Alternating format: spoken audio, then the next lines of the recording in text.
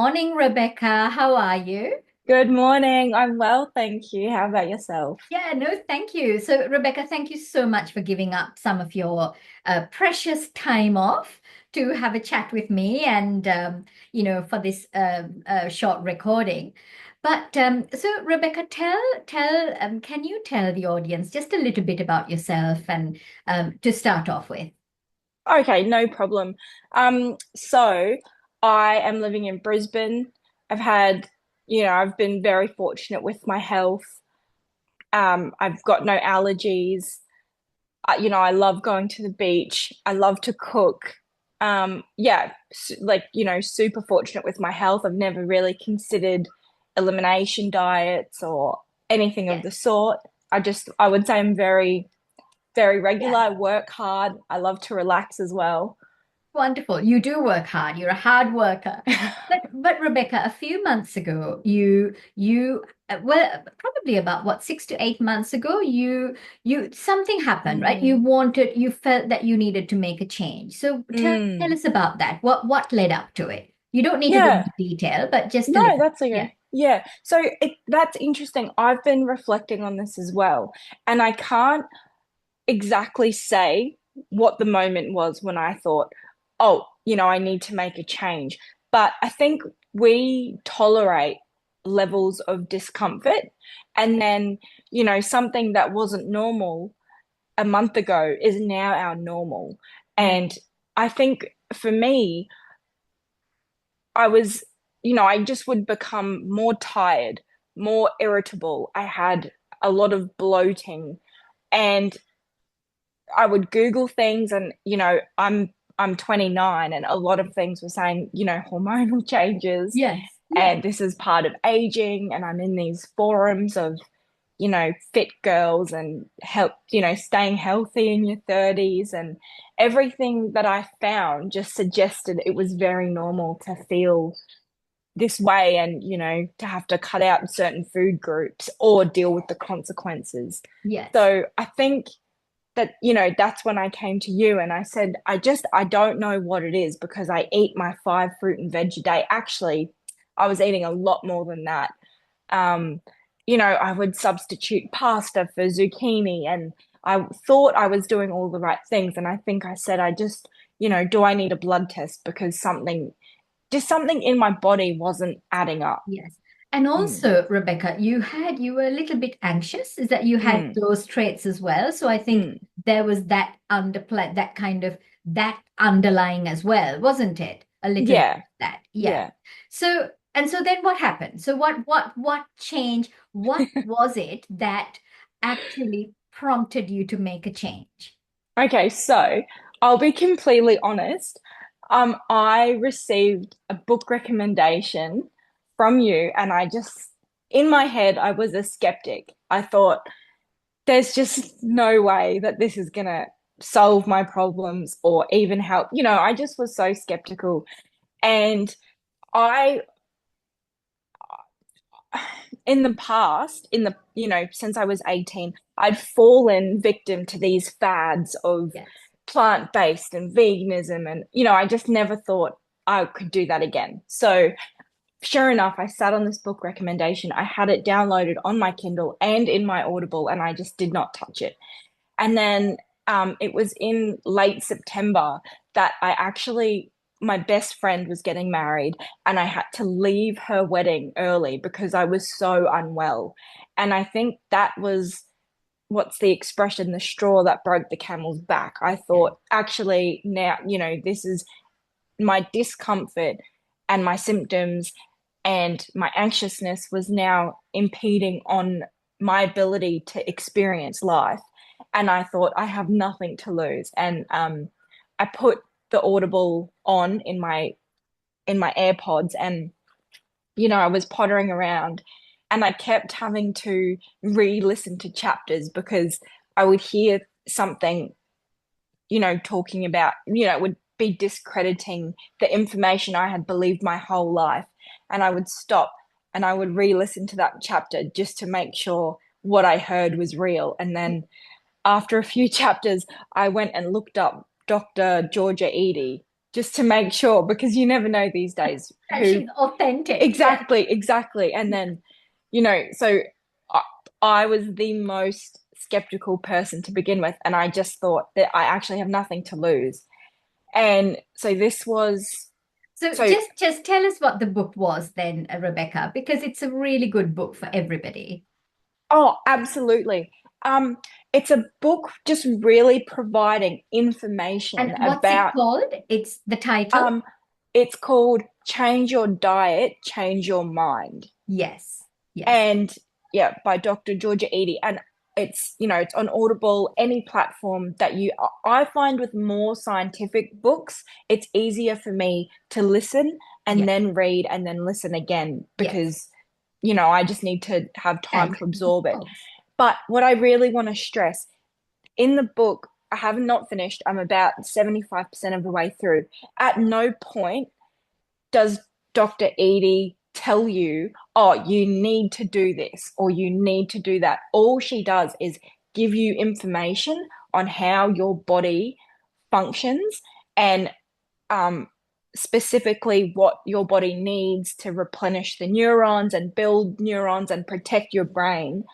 And then it was me from that, I put two and two together and I thought, oh, okay, you know, I'm going to try this high protein diet. I didn't even consider going low carb. I just Yes. thought I'm going to eat way more protein than I've ever eaten before. And then everything sort of fell into place after that. What do you mean by everything fell into place? So I found the more protein I ate, so I had horrific sugar cravings. Hey, at any time, I love to cook, I love to bake, but we would always have treats. And in our household, we would say after dinner, oh, we need a sweetie treat. That was our Yeah. thing. And I found it was and I would try in the past to not, to stay away from sugar because we all know how bad sugar Yeah. is. Yes. And I found the more protein I was eating, and I just went straight into steaks. I'm fortunate I can find good Yeah. grass-fed meat close to Yes. where I live, which is a luxury in itself. But I found um I learned about the concept food noise that diminished. And So so the just more, describe that a little bit, Rebecca. What do you oh, mean by food noise? yeah, um, so food noise is, you're just always thinking about the next thing that you're Constant. going to eat Yes. constantly. So I know, um, when I'm at work, okay, the first thing I'm thinking of in the morning is my caramel latte. This was my routine. And then I get that hit of sugar. And then I can't wait for break because then I can, eat my homemade muffin, which of course has less sugar in it, but still a lot of sugar. And Yes. then I'm thinking about, the pasta that I'm going to have for lunch. And I just felt like I was controlled by food. Yes. And I also didn't realize that I even had brain fog because I had just lived with it forever. Yes. And it wasn't until, yeah, I just really hammered protein. I, ate steak. I So what ate did that do? What was it that it did to change? Like, how did you feel eating the protein? Well, I was actually shocked with how little I needed. Yeah. So I remember the first, because I thought I can't just eat one steak Yes. because you need steak and vegetables and blah blah blah. So Yeah. I made sure I had a lot of food. That's also a big key takeaway from the book is you have to eat enough. A lot of Yeah. people don't succeed because we think of diets in our culture as a restrictive punishment. But I think what Dr. Edie suggested was, we just need to eat enough, eat till we're full, eat enough fat and enough protein. And so it my biggest blockage was the mental aspect of growing up.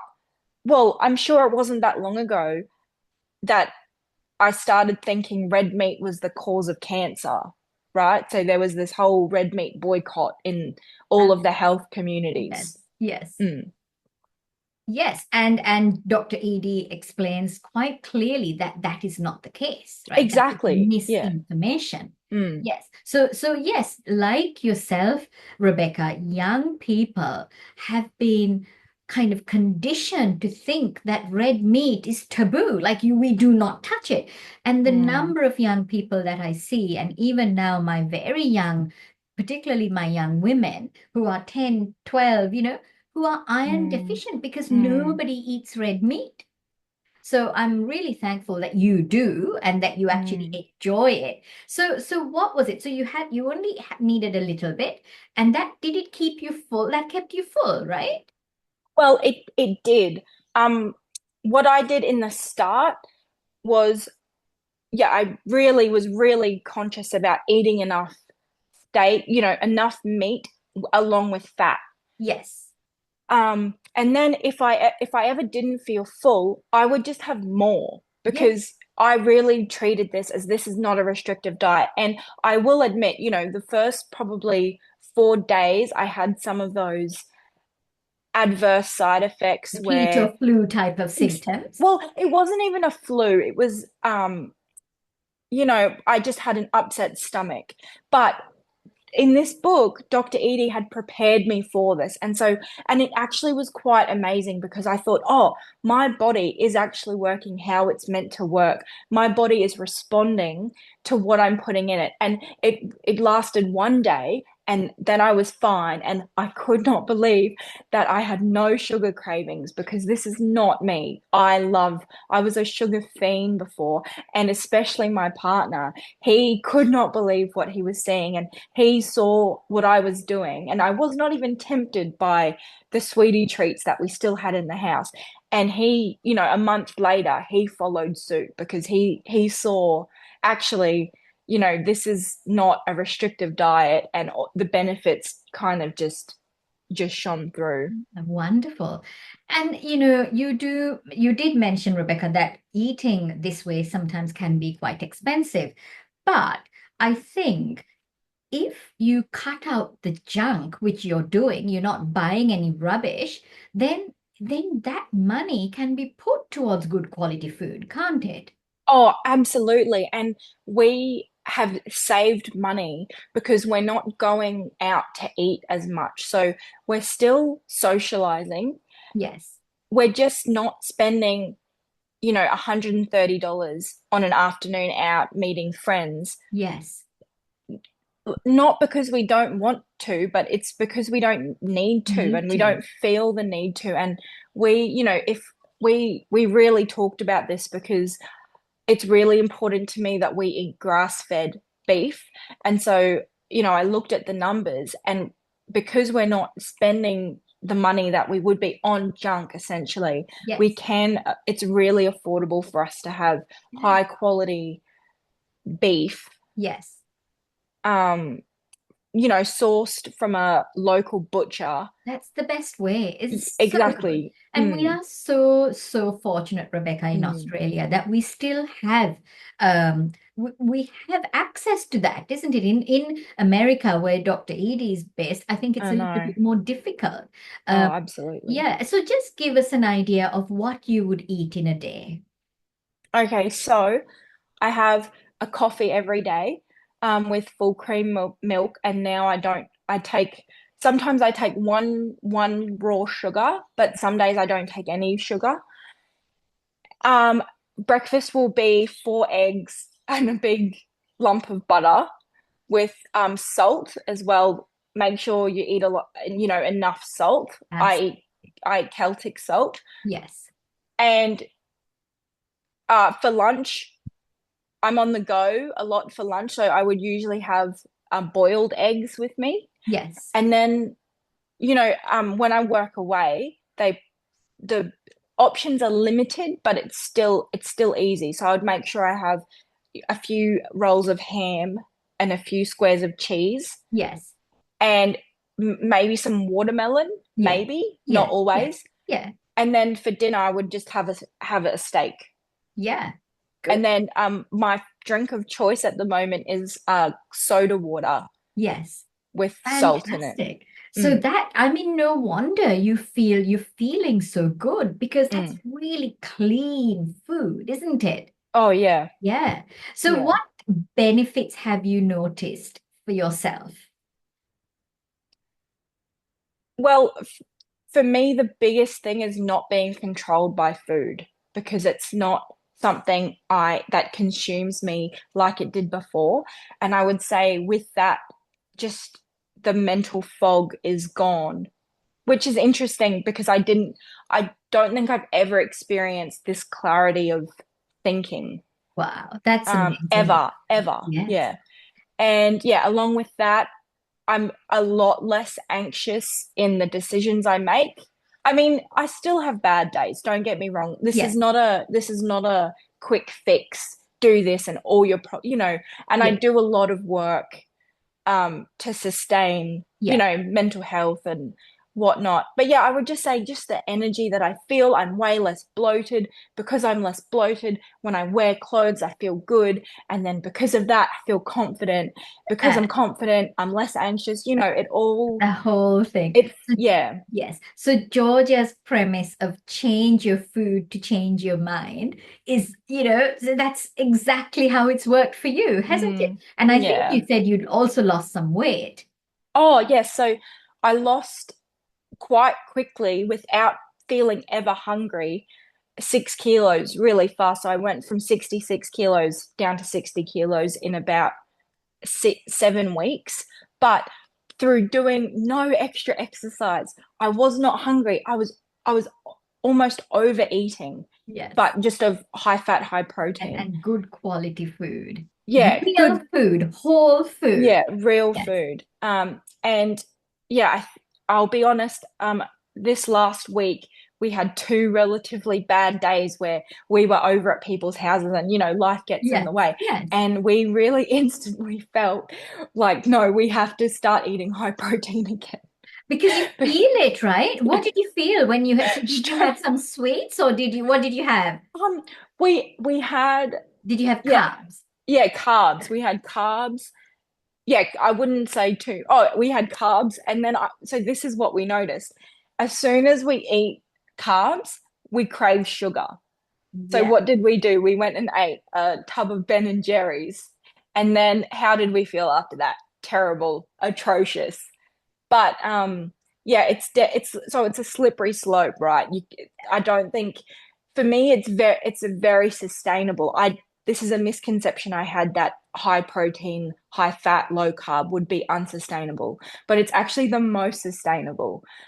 But it's when you start dabbling in, oh, I'll just have a bagel here, and if you don't get back on top of high protein, it's a slippery slope, and then you can just end up I worse. Luckily, absolutely agree. Yes. yeah. And Rebecca, not just you and your fiance, also I think your family is also benefiting Mm, from your experience, right? absolutely. We spent Christmas with some family, and I said to them, you know, not to be extreme, I'm going to bring my own food. Please don't feel the need to cater for me. And every night we were almost always eating the food that I would prepare, which was, yeah, a lot of red meat, a lot of Yeah. steak. Yeah, really clean food. And yeah, now my father-in-law, he's really doing that. He's lost a lot of weight. He's doing really well.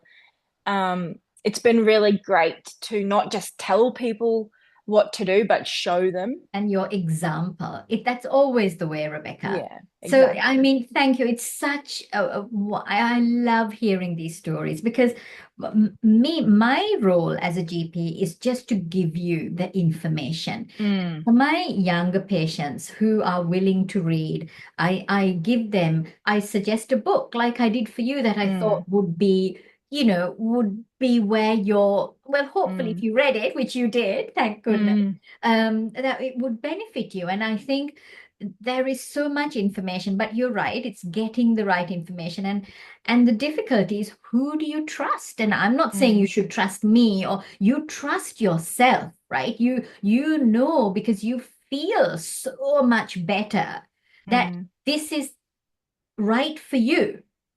Right. Absolutely. And I'm so grateful for for your recommendation, for your patience with me when I would come in and I hadn't yet started reading the book. And I'm so grateful just for the doors you've opened through recommending a book. Yeah, Thank exactly. you so But you were much. ready. That's Mm, what it was. It was mm. your time. You were ready for it. And yes. So, Rebecca, um, now, anything else that you would like. So if there was a friend who comes to you and says, Rebecca, you look amazing. What have you done? And what would your recommendation be?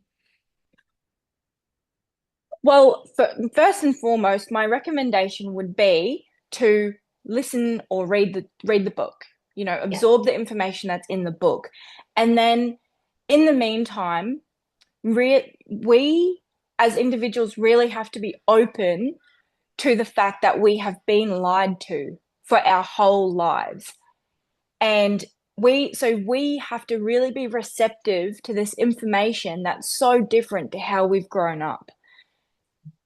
And I would say, in I'm very all or nothing, but anyone else, I would say just make swaps. Okay, so find so the swaps I made were I've got a chocolate protein powder because we used to drink Milo a lot. So I found a good tasting chocolate protein powder. I've got sugar-free maple syrup for when I do want a sweet coffee. Um, yeah, just make sure that you don't feel like you're missing out. Yes. And Absolutely. and to remember that sugar is sugar. It doesn't matter if it comes from fruit or it comes from, you know, a processed product. It's Yeah. it's all going to do the same thing to your insulin levels. Yeah. So I think we need to let go of this notion that, oh, it's okay, it's good sugar. Well, it's all doing the same to our body. So, from what you're saying, then that knowledge, having the knowledge about what happens in the body is really important, isn't it?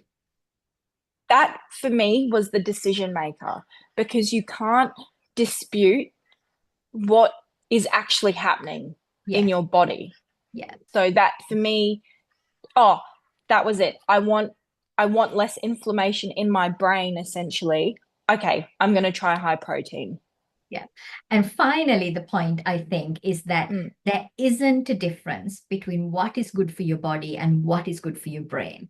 It's the same process, isn't it? absolutely. Yeah. Mm, Yeah. mm. So, oh, Rebecca, thank you. You've been so wonderful. I hope that this journey will sustain you for a very, very long time. And I think by making these changes, you've really changed the course of your entire future.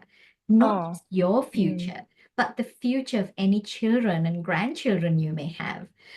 Because that's what happens. Epigenetics is all about the environment and how it influences our genetics. So I think you've done an amazing job. So thank you so much for coming on and speaking to me. I'm just going to switch this off. Where is it?